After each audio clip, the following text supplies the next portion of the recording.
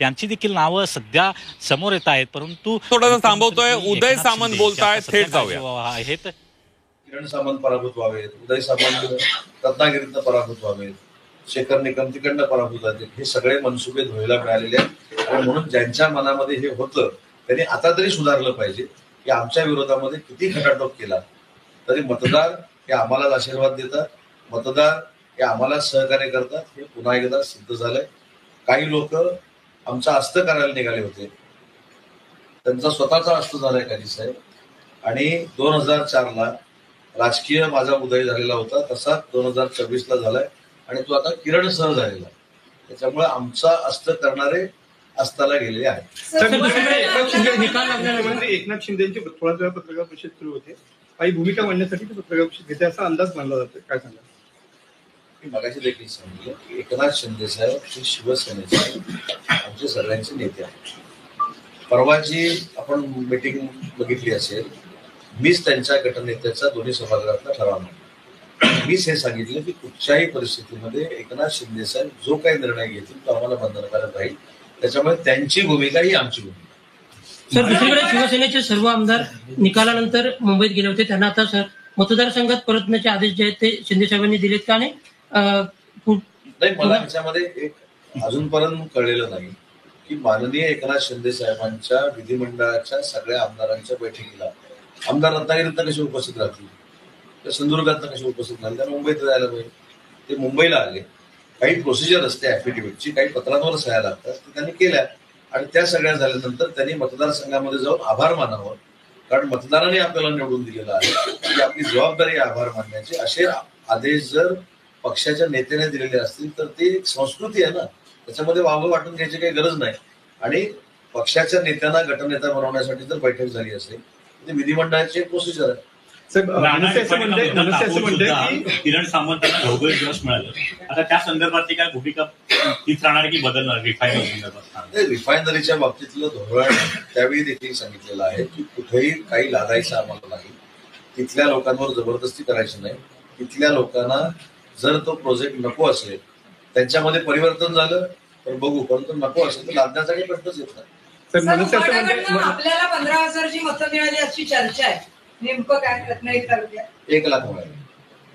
माझी नव्हती, आपल्याला आमची नाही, बीजेपीची नाही, मित्र पक्षाची मतं. पण शिंदे साहेबांची जी पीसी आहे नेमके काय कारण काय हे मला आता माहितीचा मेळावा घेणार आहे तुम्ही? आपण केला ना, महायुतीच्या पदाधिकाऱ्यांचा आभाराचा मेळावा नक्की. सर, मनसे अधिकाऱ्यांनी असं सांगितलं की महायुतीने आम्हाला फसवलं. पुढे नाही, मनसे नेते असं म्हणतात की महायुतीने आम्हाला फसवलं म्हणून. आता कसं फसवलं हे पण सांगितलं पाहिजे ना. महायुतीने कसं काय फसवलं? महायुतीमध्ये येण्याचं आमंत्रण दिलेलं होतं, काही जागा सोडण्याचा देखील निर्णय घेतलेला होता, परंतु एखाद्या जागेवर आता सदा सरवणकर साहेबांचा जो विषय आहे, सदा सरवणकर साहेबांनी जर पहिल्या टप्प्यामध्ये एकनाथ शिंदे साहेबांना सहकार्य केलं असेल, त्या सगळ्या राजकारणामध्ये अंधारात उडी मारली असेल तर त्यांच्यावर अन्याय करणं हे एकनाथ शिंदे साहेबांच्या मनामध्ये असणारच नाही ना. त्याच्यामुळे ती जागा जर कोण मागत असेल तर शिंदे साहेब सोडणारच नाही. तर मला असं वाटतं की कोणी कोणाला फसवलेलं नाही. कदाचित त्यांचा गैरसमज झाला असेल तर लवकरात लवकर दूर होईल. मतदारसंघात म्हणजे काही चर्चेत नव्हते, संपर्क नव्हता, पण आपण काही हे केलं का? 29,000 पर्यंत कसे गेले, त्याला काय कारण असेल असं आपल्याला वाटतं? नाही, एक महत्वाची गोष्ट त्याच्यामध्ये आहे की ज्या मी 4 निवडणुका आजपर्यंत लढलो त्याच्यामध्ये मला मिळालं मतदान हे प्रत्येक बूथवर जर आपण बघितलं तर आहे तसं राहिलं. आज सगळ्या बूथपैकी 62 बूथ मी मायनस आहे, बाकी सगळे बूथ मी पुढे आहे. ह्या बूथचं जर आपण कॅल्क्युलेशन केलं तर मुस्लिम बांधवांमध्ये जो विश्वास संपादन करायला आम्ही पाहिजे होता पुन्हा एकदा यावेळी आम्ही कमी पडलो, परंतु लोकसभेपेक्षा जास्त मतं आम्ही मुस्लिम मोहल्ल्यांमध्ये घेतली, पण विश्वास संपादन करायला कमी पडलो. भविष्यामध्ये आम्ही ते करू. पण माझी मुस्लिम बंधू भगिनींना देखील विनंती आहे की ज्या फेक नरेटिव्हवर आपण विश्वास ठेवतो तो शेवटी फेक नरेटिव्ह आता बाजूला पडून थम्पिंग मेजॉरिटीनं महायुतीचं सरकार त्या ठिकाणी आलं आणि बाकीच्या प्रोसेसमध्ये मी तुम्हाला सांगितलं की सगळे पदाधिकारी, शिवसैनिक, भाजपाचे पदाधिकारी, मित्र पक्षाचे पदाधिकारी या सगळ्यांनी आम्हाला सहकार्य केलेलं होतं आणि विशेषतः संघानं देखील अतिशय चांगल्या पद्धतीने काम केलं. तर महाराष्ट्रामध्ये लाट आली, सुनामी आली, यामागचं कारण आपण शोधत इतिहासामध्ये पहिल्यांदा 3 पक्षांना एवढं बहुमत मिळालं आहे. यामागचं कारण याचं कारण तिन्ही नेते परिषद घेऊन सांगितलेलं आहे की माझी लाडकी बहीण योजना त्याच्यामुळे 6% मतदान वाढलं महिला भगिनीचं.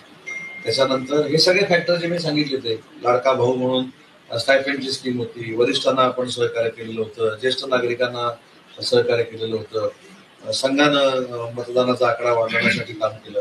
त्या सगळ्याची प्रचिती 234+ आहे. पण विरोधकांनी याला लाच म्हणून संबोधलंय, म्हणजे मतदानाच्या अगोदर दिलेली ही लाच आहे असं विरोधकांचं म्हणणं. विरोधकांना स्वतःचा विरोधी पक्षनेता नेमता येऊ नये अशा पद्धतीची परिस्थिती महाराष्ट्रानं केल्यानंतर ते असं बोलणारच आहे. आणि मी म्हणूनच बघायचं सांगितलं की जे काही 20, 16 आणि 10 असं काहीतरी आहे त्यातल्या आजूबाजूला कुठं जाणार नाही याची दक्षता त्यांनी घ्यावी. सर आधी उमेदवार ठरला असता तर फरक पडला असता. उशिरा झालेल्या भेटी जाहीर करण्यात काय फरक पडला असता. गुहागरच्या बाबतीमध्ये 2100 पराभूत झालं राजेश पेंडलचं. परत जोमाने तिथं आम्ही काम करू. आता जे निवडून आले त्यांचं अभिनंदन आहे, परंतु आपल्याला आठवत असेल की उदय सामंत माझ्या मतदारसंघामध्ये आला तर मी त्याला रत्नागिरीमध्ये येऊन सोडणार नाही असे काही भाषणं मी ऐकली होती, मला माहित नाही. पण मी न जाता काय करू शकतो ते आपण देखील करू शकतो.